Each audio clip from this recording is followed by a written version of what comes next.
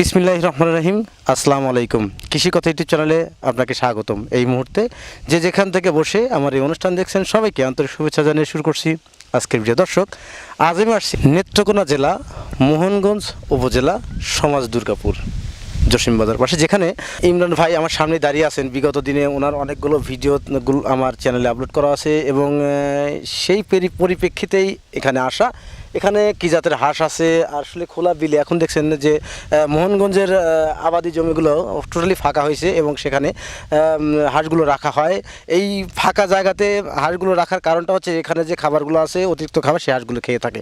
পাশাপাশি আর কি সুযোগ সুবিধা ওনারা এই খামার এই থেকে মানে এই বিল থেকে তারা সংগ্রহ করতে পারে এবং এই হাঁস পালন করে তিনি এবং তার যারা হাঁসের খামার করছে তারা কতটুকু লাভবান হতে পারছে। ইমরান ভাই তিনি কিন্তু তার হাঁসের হ্যাচারির নাম হচ্ছে ইমরান হাঁসের খামার অ্যান্ড হ্যাচারি, যেখানে বিভিন্ন জাতের বাচ্চা উৎপাদন করা হয় এবং সেই বাচ্চাগুলো এই যে বিলটা দেখছেন এই বিলে কিন্তু পালন করা হয় এবং এই বিলেই হাঁস পালন করে বড় করে বিভিন্ন খামারিদের হাতে তুলে দিয়ে থাকেন। এইভাবে তিনি ব্যবসাটা পরিচালনা করছেন এবং অনেক সততার সাথে আজ অনেকটা বছর তিনি ব্যবসা পরিচালনা করছেন। আমি তো আসছি নতুন বা এই 2 বছর, তার আগে থেকে উনি এই ব্যবসার সাথে জড়িত। আর এই ব্যবসা করে তিনি কতটুকু লাভবান হতে পারছেন এবং এখানে কী জাতের হাঁস আছে, কত মাস বয়স, এই হাঁস পালন করে খামারি কতটুকু লাভবান হতে পারছেন এবং কী হাঁস দিয়ে খামার করা জরুরি, এই বিষয়ে জানবো এবং আপনাদেরকে জানানোর চেষ্টা করবো। চলুন দর্শক, কথা না বাড়ি শুরু করি আজকের ভিডিও।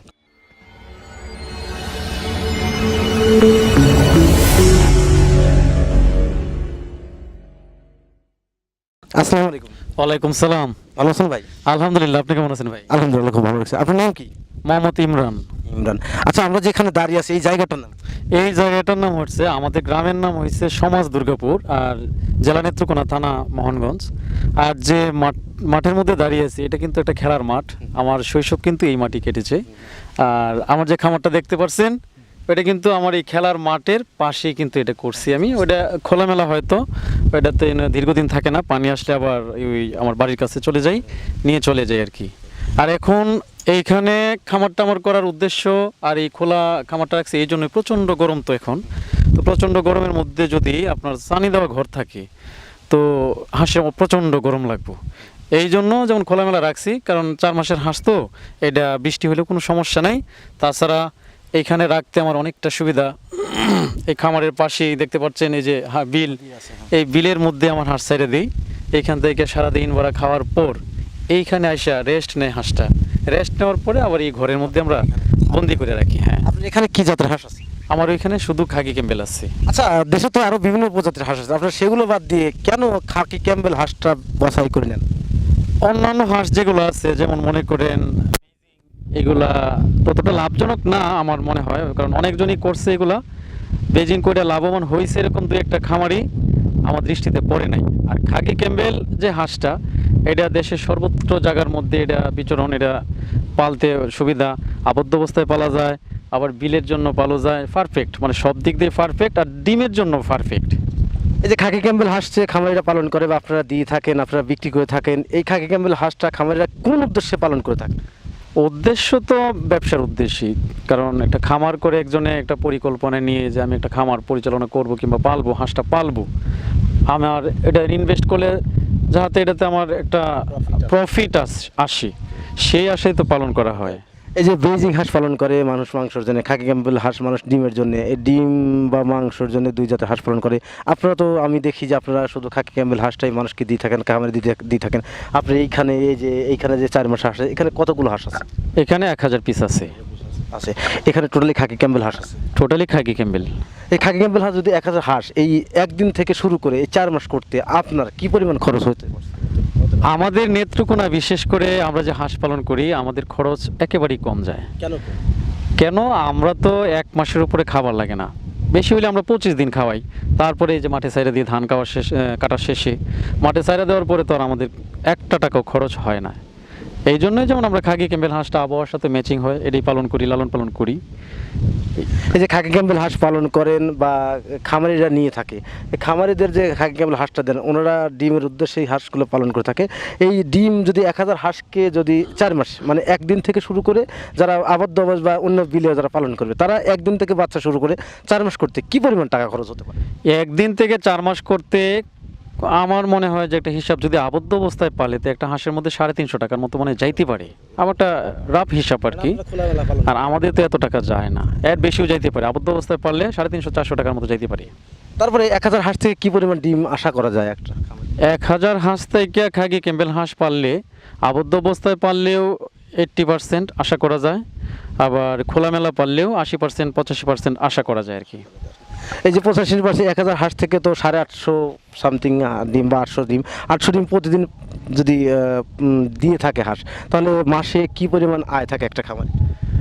একটা খামারে আমাদের তো মনে করেন মাঠে খায় যদি ডিম পারে যেগুলা, এইগুলো তো আর খরচ হয় না, অন্তত 3 মাস, বৈশাখ জ্যৈষ্ঠ আষাঢ়, এই 3 মাস আমাদের কোনো খরচ নাই। তো আপনি যে মাঠের মধ্যে সাইডে দিই, এইখানে খাই ডিম দেয়। এরপরে আপনার দেখা যাইতেছে আবার বর্ষায় যখন পানি আসে, আষাঢ় মাসের লাস্টে যখন পানি আসে, এই সময় কিন্তু আমরা হাতের খাবারটা খাওয়াই, যেমন ডাক ফিট আছে, লেয়ার ফিট আছে, এইগুলা খাওয়াই না। তখন আমাদের বেশি সময় না, 1 থেকে 1.5 মাস আমাদের হাতের খাওয়াইতে হয় আর কি। খাওয়াইলে আমাদের লস হয় না, কারণ এই সময় তো ডিম থাকে, ডিমের দামও থাকে প্রচুর। 1000-এর মধ্যে যদি 800 ডিম থাকে, তাইলে মনে করেন